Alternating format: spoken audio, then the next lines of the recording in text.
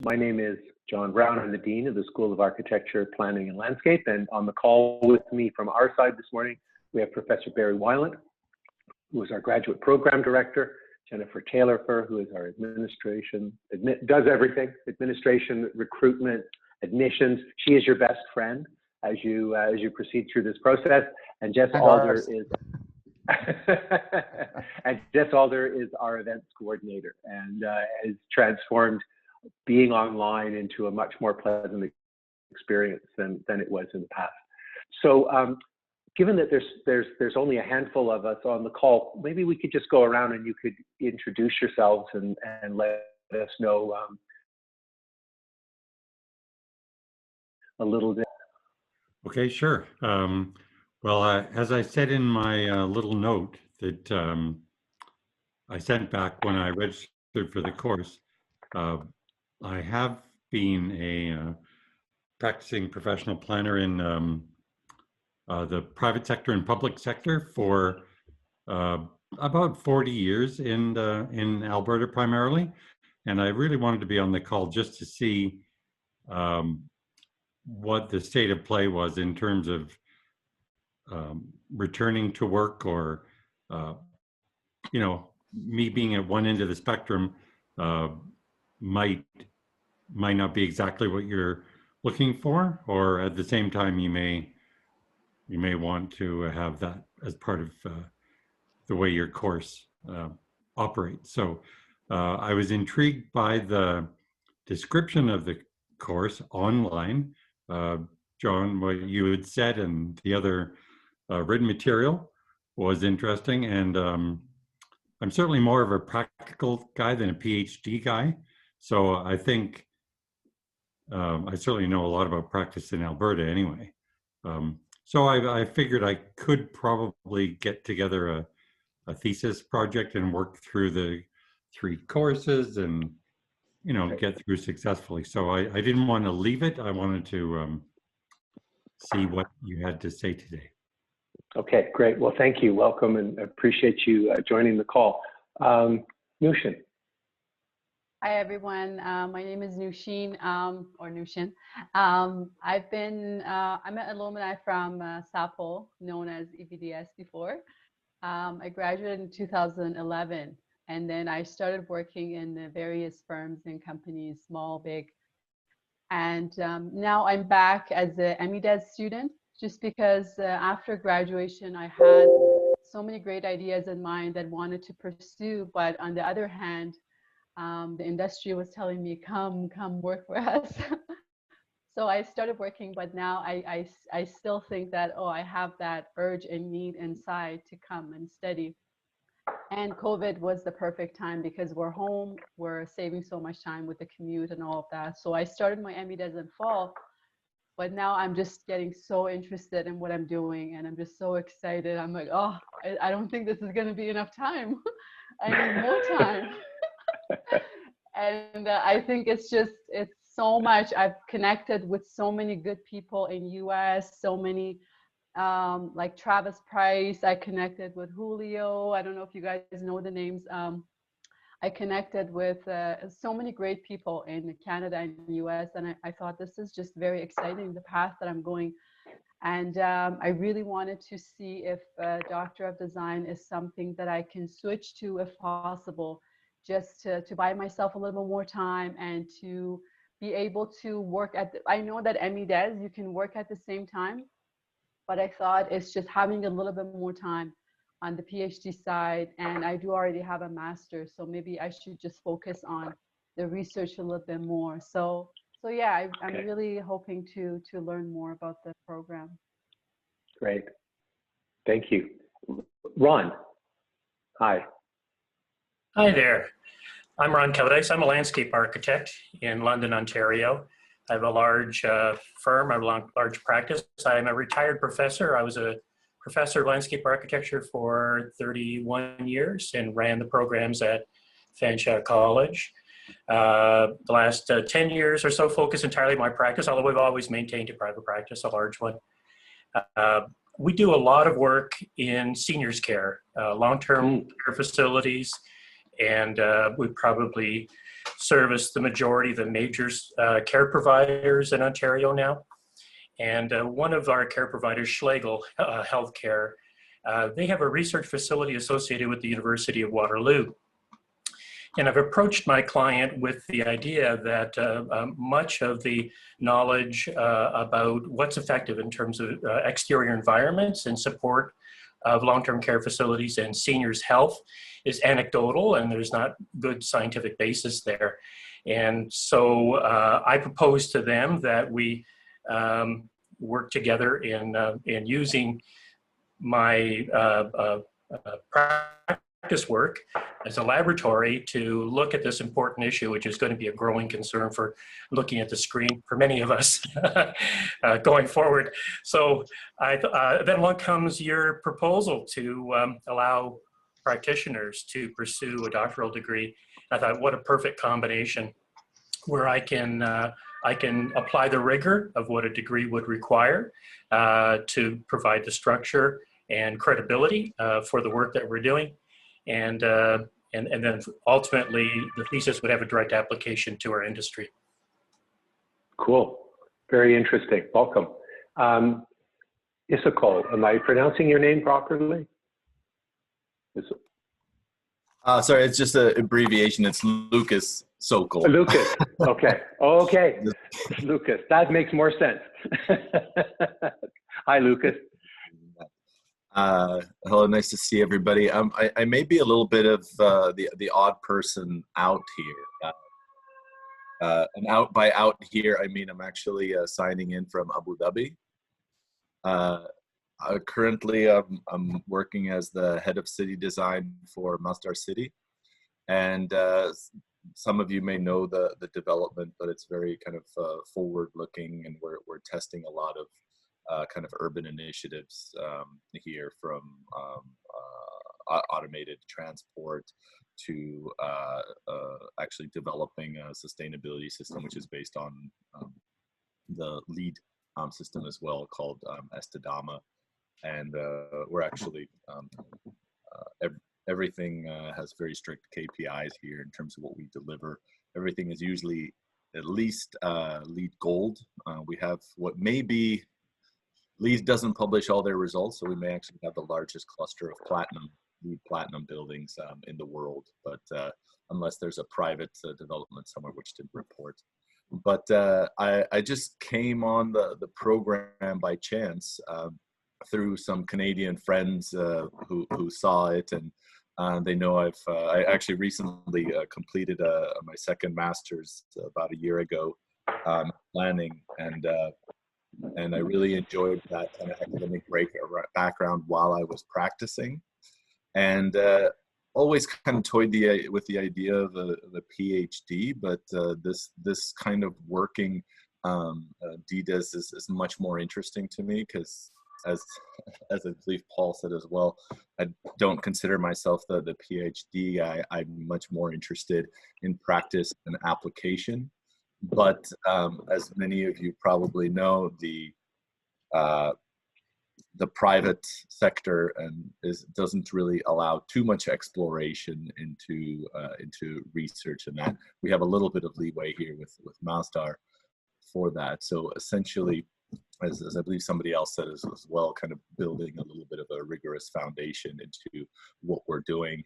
And also I would consider it almost like a kind of a peer review. We get a lot of critiques at Masdar because we are trying to do things, which means we're kind of raising our hand, and then everybody starts pointing at us and telling us what we're not doing right. So we call it pro bono peer review internally. But yeah, so it's essentially getting another lens to look at what we're doing. Sometimes we get distracted by the financials, because part of the model is that we're also economically self-sustainable. So demonstrating that it's not only government subsidy that can do these things, but no, you can actually be competitive on the open market with other real estate projects, which are much more shinier, with beaches and golf courses and that kind of thing. So the program seemed very interesting. I'd just like to find out more. I don't know what the feasibility is going to be in terms of time difference and some of these challenges. Right, I understand. Right. But I just Well, well, welcome. And at the moment, because of the pandemic, I think we've got students just about all the way around the world that are attending classes online in our professional master's program. So, anyways, we can talk about the logistics in a bit. And then last but not least, David Down, right? Are you there? There he is. I'm trying, John. Here I am. Well, Hi. nice to see you. Yeah, my name's David Down. I know John well. I think you were my advisor in the first year of your years at SAPL, and my last years at SAPL like centuries ago. Anyway, I am an alumni of School of Architecture, Planning, and Landscape. I am also an adjunct for many years, so I have a close connection with them, but I am currently the chief urban designer for the city of Calgary, and kind of a long time advocate for design at the city level. I've been with the city of Calgary for 15 years and was in practice for many years before that in architecture. So I've known of this program since it was announced and have been thinking about it and thinking about sort of my kind of future work. I'm not exactly mid-career, but I don't think that matters to you. Because I'm certainly interested in exploring, and at the City of Calgary right now, we are exploring ideas of quality in architecture and urban design and community perceptions of quality and good design, and trying to weave those into our work. But of course, a municipal institution like a city government doesn't really have much capacity for very deep thought and deep research. We do have a close connection with the University of Calgary in this regard through groups like Make Calgary and the Urban Alliance, which I've been involved with for a long time. But yeah, the work that we're doing I think is very interesting, but I feel that we're just kind of scratching the surface with it. And this may be an opportunity to begin to explore some of these ideas at a somewhat deeper level. At a city, of course, you're really about implementing and reacting. You're really not about abilities to really explore these things in great detail. So yeah, that's why I'm interested in just learning a little bit more about the program and how it might work for me. Great. All right. Well, thank you and welcome everybody. As always, a diverse background. That's one of the wonderful things about this program is that we get people from all of our three disciplines, sometimes other creative disciplines, and diverse backgrounds and diverse stages of practice. I've got a PowerPoint presentation that goes through some of the logistics, but I just wanted to start with a bit of a backstory about how this program came about here. So in 2012, I was in the middle of my career, even though I was probably, I was 50 at the time, decided to take a PhD by practice at RMIT in Australia, in Melbourne, which was really one of the founders of this idea, because I wanted to change my practice. And I went through it, and it was absolutely transformative. Using a design-based pedagogy, a studio model for interrogation for work was so invigorating and useful that I have a practice as well as being an academic. It transformed my life and what I'm doing, and was so exciting that when I became interim dean 3 years ago, we decided that we were going to, the one thing I would do if I was interim dean for a year would be to get this approved, which we did. And then thanks largely to the very heavy work that Barry did in this. And then we launched a year ago, and we've had our first cohort is just about, is halfway through their first year. And we've got seven students from Ontario, Edmonton, Calgary, and Vancouver. We have a planner, City of Calgary planner. We have a couple of landscape architects, a couple of architects, and someone who is actually trained in industrial design and has been working in technology number of years. So it's we're very excited about this degree, very excited about its potential to connect to industry professionals who are venturesome, who are interested in how can they do something different.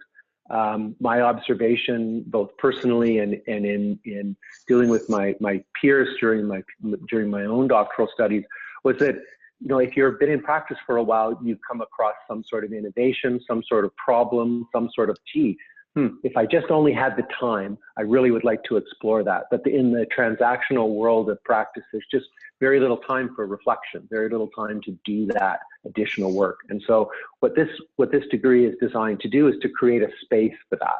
It's to create an opportunity for each of our candidates to pursue an innovation, to pursue an area of inquiry that will have an impact, that is transformative. It's very practical. It's very design-based. It's not scientific. We'll talk a little bit about the difference between the way our PhD program and our Doctor of Design program. There is rigor, but it's rigor within a design-based context and a practice-based context rather than a more traditional science-based methodology. It's also designed to be done in connection with your practice. So you are all experts. If you've been practicing for any number of years, you are an expert in your field. You know more than anybody else in that particular area that you're working in. And so the role of the PhD isn't to teach you anything, it's to mentor you through a process for you to generate new knowledge in that field that pushes that forward. And so there's a wonderful kind of symbiotic relationship between what you're doing every day in practice and the PhD and the doctorate. So they are separate, but they're inevitably intertwined, so that it's hard to distinguish sometimes between them, other than the fact that at the end of 2.5 years, you've got to spend 6 months writing what it is that you've done. So let me just share my screen and go through, and I'll spend maybe 20 minutes, and that'll give us enough time to answer some questions at the end. So everybody can see my screen, I'm assuming. So this is for our school. We really have an architecture school, planning landscape school, that is about changing the world. It's very interventionist and practice-based. We do all of these things, and we're really interested in city building. That's our piece. How can we make the city as a physical artifact, social, natural, political, historical, cultural kind of landscape? And you probably saw this. This is probably why you're here, is this little pamphlet that we had done that has dropped out of Canadian Architect and Paysage and a number of other publications over the last 6 months. So the Doctor of Design is a doctoral degree for practicing design professionals who want to build recognized expertise in a specific topic area and elevate their professional career to a new level. So when Leon van Schuyt created the RMIT PhD program in the late 80s, he observed that there was an increasing desire, because of the academization of universities, of professional schools, where in order to teach you needed a doctorate, that the only doctorate that you could get if you were a design professional was in theory, or it was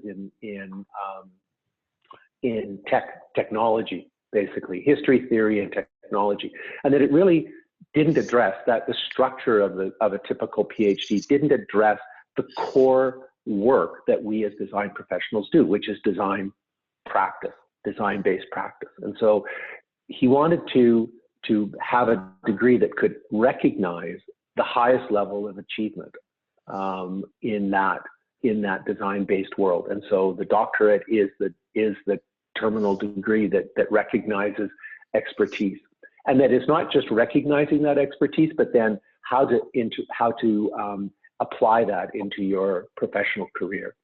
So the key characteristics is that the projects are relevant, they're applied, and they're impactful. This isn't it's not a quote unquote academic exercise. This is something that is very much geared towards transformation of what you do, or what your discipline does, what your office does. I should just say, in the RMIT model, it's also an opportunity for senior practitioners who have a body of work to reflect on, to think, to kind of organize and think back on what they've done and try and put all that into a context that's meaningful for the next generation. So that's how that kind of works, depending on where you are within your career path. And there's two ways in which you can be impactful. There's innovation of things, which we're pretty clear about. It's like developing a new building typology or a new detail, or thinking about materiality or that. Or there's innovations of ways. And this is probably the one that is most applicable to what we're doing because of the practice-based nature. How can we innovate in the way that we're doing things? And it might be policy, it might be a business model, it could be a different strategy for adding value to a client.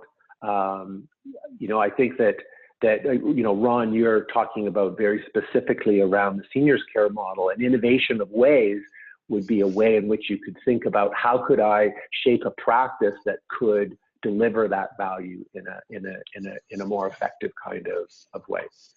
And really, both of those come down to disrupting the status quo. I mean, which is the idea of entrepreneurial thinking. And it's interesting. The University of Calgary is very much engaged in entrepreneurial thinking, and really in the design professions, we're always disrupting the status quo. If we wouldn't, then we wouldn't really be practicing, right? We're always trying to make the world better.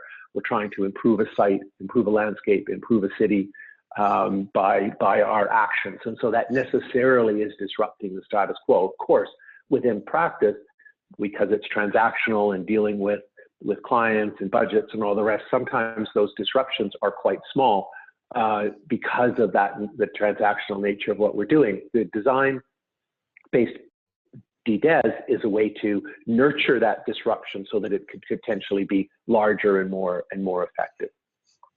So what's the difference between a PhD and a DDES? I'm just giving these to you as the way in which we use the terms. We have a PhD program. So whereas we created this new one, it's a Doctor of Design. They're equivalent in terms of the nomenclature of their degree. They're both doctoral degrees. But there is this rise of doctors of education, doctors of business, doctors of law, doctors of design that are more professionally based rather than helping people that are looking for a career to elevate their career in practice, rather than the typical PhD, which is to prepare you for an academic career. So both are doing the same thing at the most high level, which is to generate new knowledge. That's the point of this. All other forms of education are about learning something and applying it. If you think about elementary school, junior high, high school, undergraduate, even your first professional graduate degree, you're learning all of this and then applying it in some way. When you get to the highest level of doctoral work, you're actually you're creating new knowledge that is for the discipline. The difference then comes in how we do that. So within a PhD, it's a scientific-based inquiry. So you're setting up a hypothesis, you're developing a methodology for how you're going to collect data. You're then going to collect that data and then analyze that data and then following this rigorous scientific process. And that can be in the humanities as well as within science. It's not just about science, but it is a kind of traditional process that is outside of the design discipline. We're doing something where we're, as I mentioned at the beginning, where we're looking really about design-based inquiry. How do we use the stuff that we do every day, the way in which we generate new knowledge through a design thinking and through our professional practice that is, as you well know, is significantly different than the way in which a scientific-based inquiry would go, or a kind of more engineering-based. So always as part of this is as you're thinking about what it is that you're interested in, is what you're doing aligned with the PhD? Like for example, if the elder care piece that Ron was talking about, if it really is about putting in test case landscapes and testing them and evaluating them and doing all of that in a kind of scientific way, then it's probably a PhD. If, on the other hand, it's more around the practice and around innovations based in practice, then it's probably leaning more towards a D design. So PhD, academically focused, Doctor of Design, practice focused, and it uses a work integrated research methodology. So it uses your office, your business, your practice as the lab in which you're conducting your work. And so you're able to then apply different things. When I did my doctoral education, I actually brought the office with me, so to speak, so that we talked about it as I was going through it, and really it became a collective kind of endeavor. Of course, I was responsible for writing and generating all of the work for the dissertation, but it really became this thing that we were able to try as we were going. And it builds on the tacit knowledge that emerges from your deep professional experience and unique personal insights. That's why you don't have to do a lot of coursework. You're not going off and learning something new. You're taking what you already know and using that as the basis for the creation of this new knowledge. So if we look at what does that mean from a work integrated research that's embedded in active professional practice. So if you look at the top, that's a more conventional thing. You're going along with your career. You then stop out, you enter into a PhD program for 5 years. You work really hard at that, and then that elevates your practice and you're up at a different level. With the DDes, what we're doing is actually folding those into that. First of all, it's a lot shorter. It's only 3 years, not 5. And the goal is that you're actually doing that in parallel with your practice. And so you can see that in the first little bit of the doctorate, you're studying or you're developing an idea while you're practicing. You then start to implement that, and that automatically starts to elevate your practice while you're in the degree. You then complete the degree with your final dissertation and exhibition, and then that elevates it further. So it's a very nice kind of process. And as Lucas, talked about kind of peer review, it's exactly that. It uses the studio pedagogy to group reviews and peer-to-peer learning and peer-to-supervisor learning and peer-to-key informant learning to be able to get that kind of feedback of what you're doing. So as I mentioned, it's a 3-year program. What we basically directly copied from the RMIT experience, the structure of the symposia. So in the fall and the spring of each year, there is a symposia. This year it was held online about 3 weeks ago. Typically, when the world gets back to normal, it'll be something that'll happen in Calgary or Banff. And then whether that might very well be once a year and then once a year online, or there might be an online option. We'll see for those that, as the distance kind of spreads out, how accessible it is. But that's an offer at that symposium. That's really the secret sauce of what makes this degree program so amazing, is that everybody in the cohort, so all 3 years, come together, and their supervisors are there, as well as a review panel. So in the last symposia with 7 students, we had 14 external reviewers from around North America that actually came to participate. So each student has 20 minutes to present where they're at in their project at that time, and then there is 30 minutes of discussion with the review panel. And so you're getting that kind of unvarnished professional feedback at those symposia, and that takes place over the course of 3 days, and you're watching everybody else present. So if you're in first year, you're also watching the people in second year, the people in third year that are actually going to be present, and those that are doing their dissertation present during the symposium as well. They defend their dissertation during that time. So it becomes this amazing opportunity and there's lunches and dinners and lectures, and it's a really vital kind of opportunity that we rarely get in practice, to be able to have that kind of high-level discussion about your work plus everybody else's.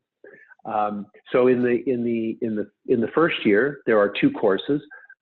Barry teaches one, and I teach the other in collaboration with Greg Hart, who's a local design thinking expert. And what we're really doing is helping you to define the problem. It's interesting, what we've learned is that because we're getting, really highly effective practitioners coming into the program, everybody submitted a solution to their project definition, because this is what I want to do.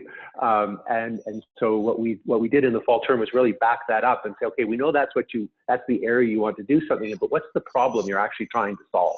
What is the context of that problem? And so it took the term to really get everybody to think more expansively, to get out of that transactional nature of practice, and to start to look at the boundaries of what it is, and what it really is the problem that you're interested in, because then that will open up potentially new places to develop that. In the winter term, there's a third course which you'll be doing while you're doing your research, which Barry and I are co-teaching, which will be really helping you to develop the structure of what it is that you're going to do.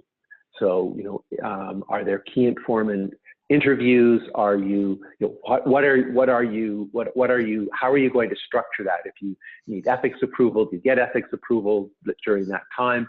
And really, at the end of that period, in preparation for the symposium in April, you will have your research proposal complete, and then there is a candidacy. You have a candidacy exam at that point. After that, you're then on your way to do your research. So you basically have a year and a half until the end of the fall year 3 term to complete your research, and then you spend the last 6 months writing. That's not the most pleasant part, but it's good to get it over with. And then at your 6th symposium, there's a defense. So you have an hour-long. You present for an hour, and there's an hour of review by an external international panel. You have an exhibition of your project, and then a written document. So it's a very complete piece of work that you do that is fine-tuned exactly to what you want. So just some of the details. The tuition is $15,000 Canadian in 3 installments. There's no difference for international students or domestic. The GPA is 3.5 or equivalent, and it's funny. I mean, most of the people that are applying are in the or equivalent professional accomplishment category, because the grade point average that you got in your MArch or MLA degree 20 years ago really isn't all that relevant anymore. But nevertheless, academic institutions have rules, so we need to know what your GPA is, but we have abilities to look at professional accomplishment. A research proposal, a couple of pages, a portfolio, a CV, letter of reference, and if English isn't your first language, then a demonstration of a TOEFL score for that. And then the deadline for application is February the 1st, 2021. And I think that's the end of my slides, so I'll stop sharing and available for any questions and comments. Barry, maybe to start, do you want to just make a few comments? Yeah, I think one of the things that's really interesting is that differentiation between a traditional PhD and what the DDES is about. And the new knowledge that's created within a PhD is usually universal in nature. It's like a law of gravity or something along those sorts of lines.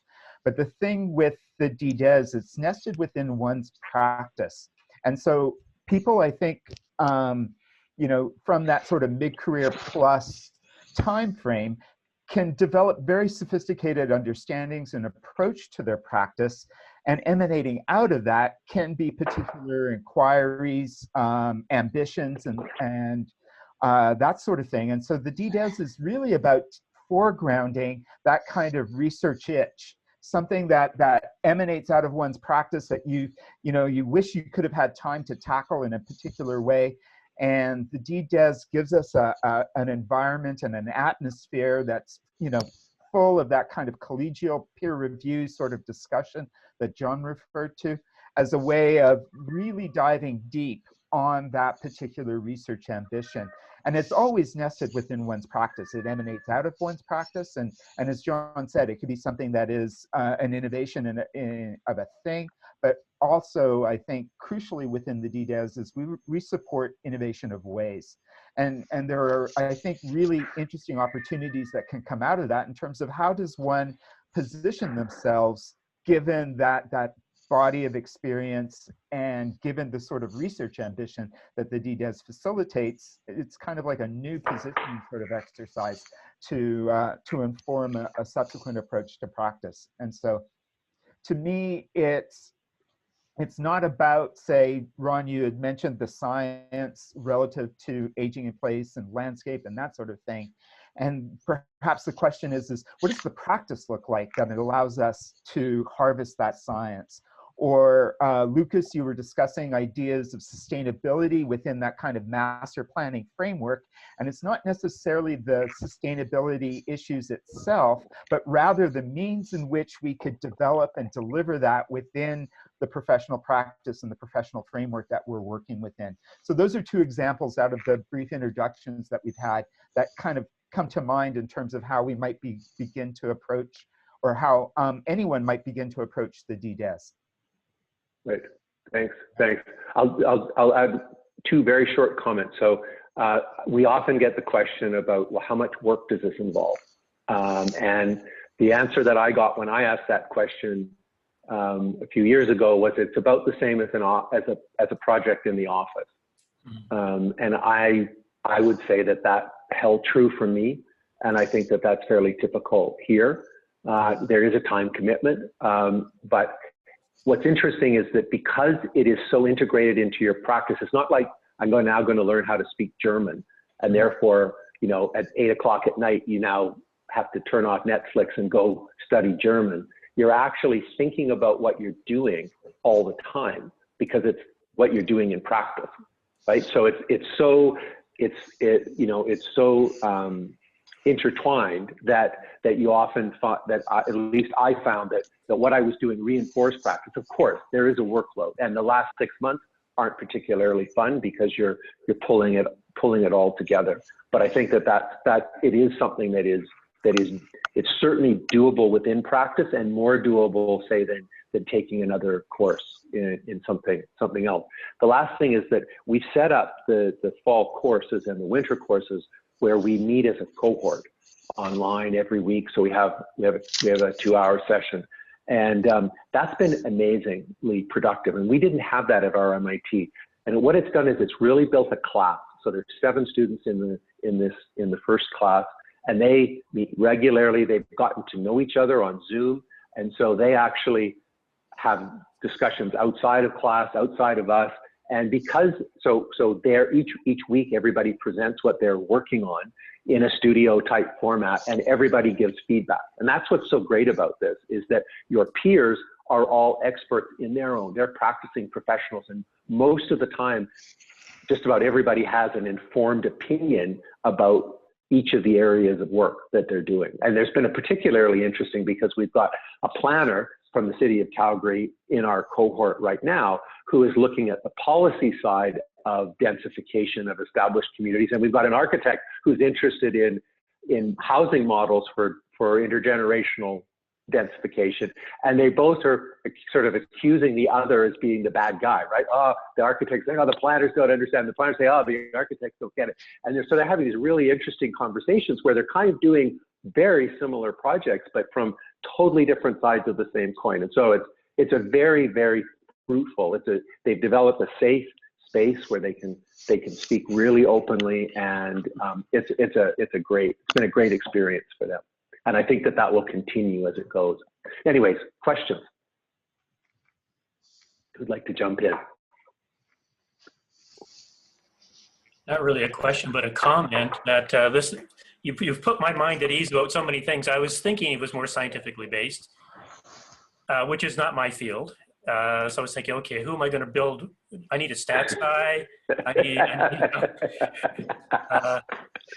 But what you're saying is I'll do what I do, except I'll do it better. That's right. I'll have time to think about these things and give some context to it. And I love what you said about sharing. You know, as a teacher, that's what I loved about what I did. You're preparing the way for others, and this gives me a chance to continue that and give it a framework that will be enduring. So that's Right. great. Yeah. So on that note about, you know, the process and how is this different from just regular practice, right? Because it, at some level, it sounds like, wow, this is just like I'm just being a more thoughtful practitioner.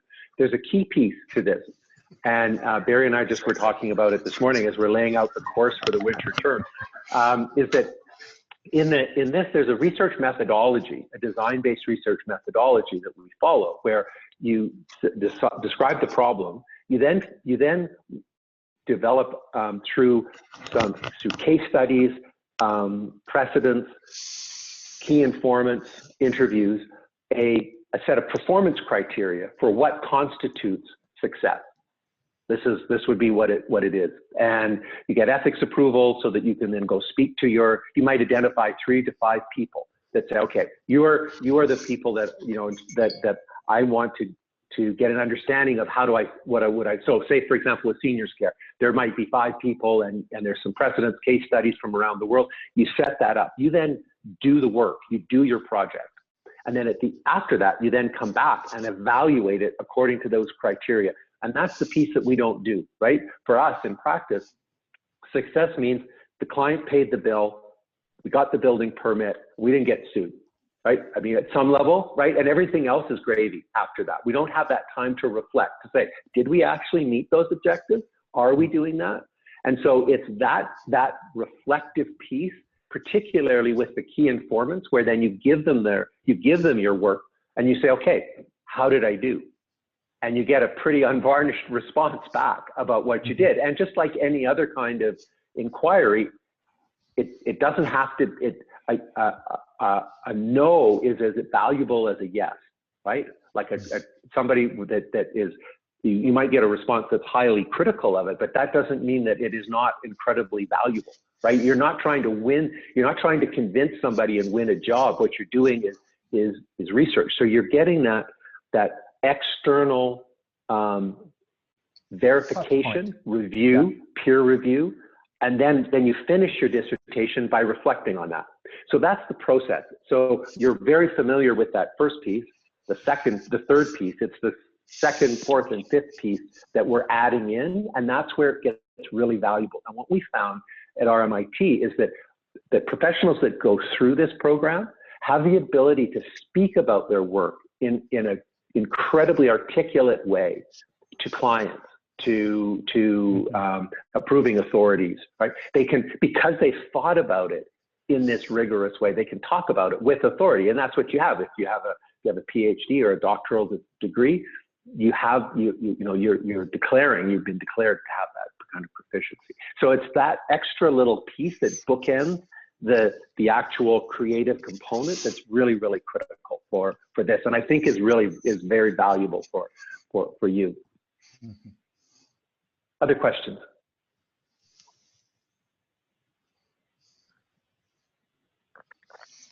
Nothing. Okay.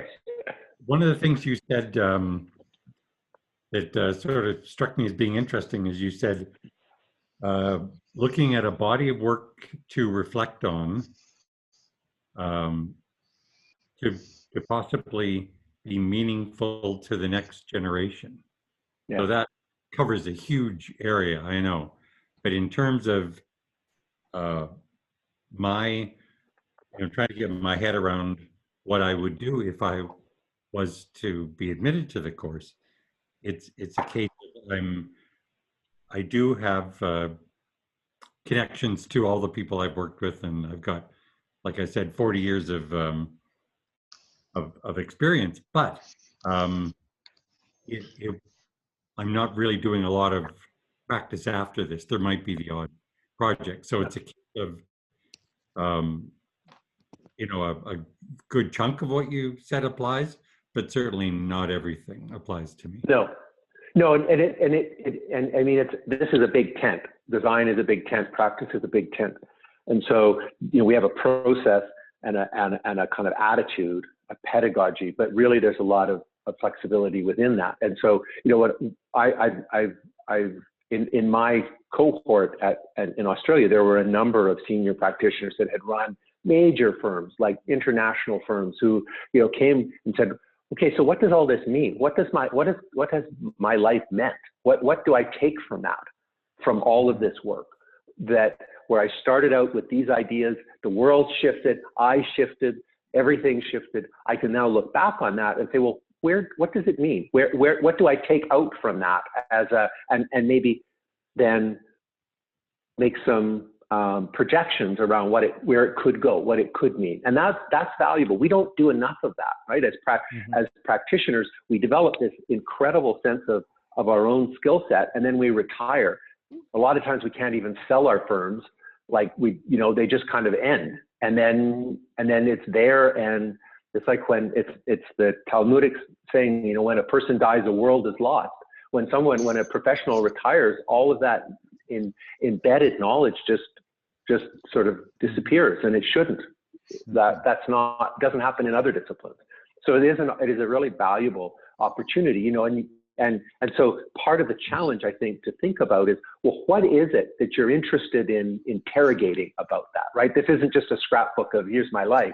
It's what is it that would be pertinent and relevant and impactful to look at as you go back, and then you've got a process to sort of think about that. Yeah. Okay. No, that puts everything in really good context. So thanks for that explanation. Great. I think too that there's some really interesting potentials that can be pulled out of an examination of one's practice, and ways of patterns of engagement with authorities or fabricators, or the very complex sort of model around getting our environment built. There are a lot of nuances and sophistications that I think are deeply embedded within the experience of 20, 30, 40 years of practice. Well, the other way of thinking about it too is you could take another step up and say, well, what is it? What could all of that experience mean to the planning discipline? Right? Where is the say-do gap between policy and practice, between all the multiple players? I mean, at 40 years of experience, you've got a rich experimental set of things that you could start rearranging and grouping in different ways, so how did these projects turn out this way?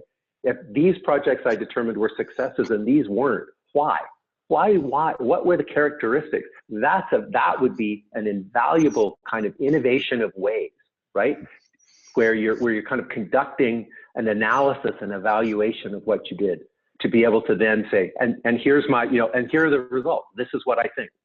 Public participation was great. No, public participation is not, or whatever that might be, right? Like, what are the ingredients, or what is the role of the planner? How did you act differently in this one versus this role? There might be something in there too. Well, the way you describe it, it sounds like a lot of fun, actually. It doesn't sound like It a is. lot of work. Except for that last 6 months. Yeah. But then that it's like childbirth. Then you forget about that, because then you've got you've got it all there. Yeah, I'll think about it that way too. That's really good. Yeah. Sorry, John, I go ahead, David. no, you go ahead. Okay, I was just wondering Please. if I understand you're just in the first cohort, so maybe there isn't this kind of full arc of the program and what you've seen, kind of the participants evolve. But I was just wondering how much change have you seen from maybe their chosen topics or their area of study? Because I know that can be common anyway, but I'm just wondering how much of that kind of problem seeking happens at the initial stages of the program.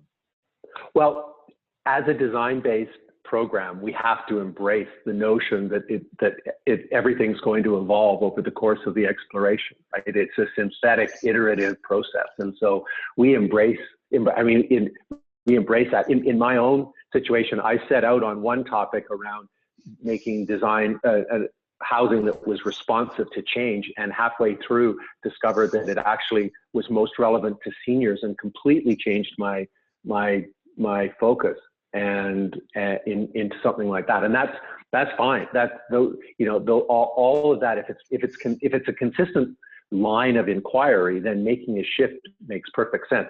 I will say that there's been a huge kind of expansion of what the ideas are in this first term, because people were coming at this with a very solution-based approach, and now kind of stepped back, opened up, had a chance to talk about it. So the research proposal is really a kind of draft idea of the area that you're interested in. Yeah. In a PhD, you'd be coming in with a much more finely grained kind of, this is what I want to do.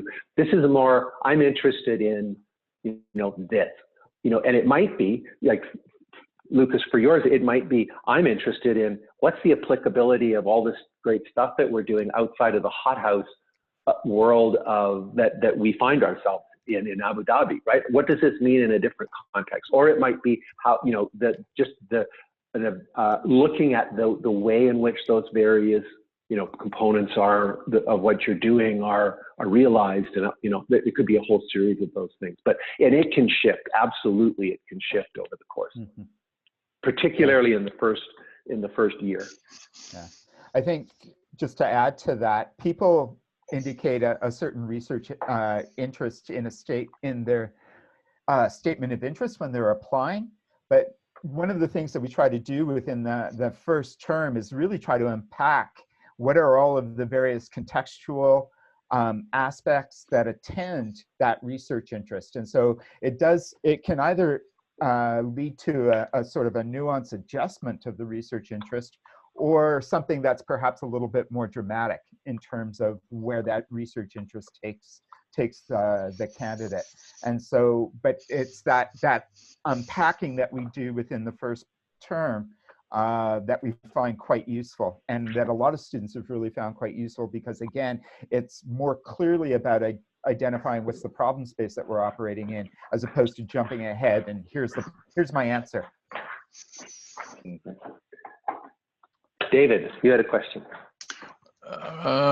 More of a comment again in that, and I felt actually your answer to Lucas's question was particularly helpful for me, because it is about taking many years of exploration and thinking and talking about particular ideas about how planning and design and aspirations all come together to try to make cities more responsive and adaptive to change, but from a kind of policy and protocol perspective. Like, we can all talk as designers about how to make a better building or how to design a better city, but if the city government isn't responsive to those ideas, Mm-hmm. Or if the communities themselves don't really share the understanding of that definition of a better city, then you're not going to get anywhere. So, and as I say, we've talked about this in my position now for 15 years, but as I'm getting closer to the end, maybe it sounds a little bit desperate, but it is about how do I take all of that experience and encapsulate it in a kind of a meaningful, I won't say result or solution, but it's taking a lot of information and a lot of thinking and giving it a bit of direction and giving a bit of an outcome from all of that. And it may not be the final outcome, but at least it takes it and maybe gives it to someone else to take to that next step. It's a more defined outcome than just, okay, bye now, I'm leaving it all up to you.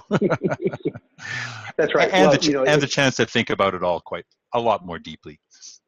And particularly, I particularly like the idea of a group, a cohort that you're dealing with, you're talking with.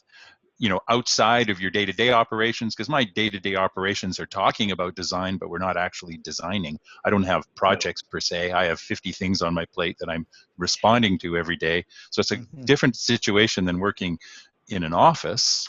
But having a cohort outside of that can say, yeah, that doesn't sound right, kind of thing, then, or that sounds great. I think that would be incredibly valuable. Yep. Yeah. Yeah, no, you're absolutely right. And having that consistency where the same, you know, you have the same people you're meeting every 6 months. Okay, you know, well, hey, you know, David, last time you said this was important, but you know, you didn't explore that. Instead, you went off on this case. Why was that, right? And then you sit down after yours and somebody else is presenting about something totally, and you can do the same thing, right? So you're learning as well from what others are doing. And I think that that idea of pulling everything together, kind of with Paul, pulling everything together into a document, into an exhibition, into a presentation is an incredibly powerful way to encapsulate all of that and have it there for someone, right? And it can then be, you can turn that into a publication, you can, you know, but it becomes this synthesis of it, which is really valuable and a big contribution to the profession. Yeah, it's not really like a listing of everything that you've learned, but actually an opportunity to take that experience and pivot off of it and to synthesize key insights that may arise from it. Yeah. Sorry, I'm laughing just because this thought came to mind. Some of the things that we've talked about, it sounds a little bit like Designers Anonymous. Yeah. That's right. Yeah. Hi, my name's John. My name is 3 days since I've. Yeah. It's not a 12-step program. Yeah, it's not a 12-step. No.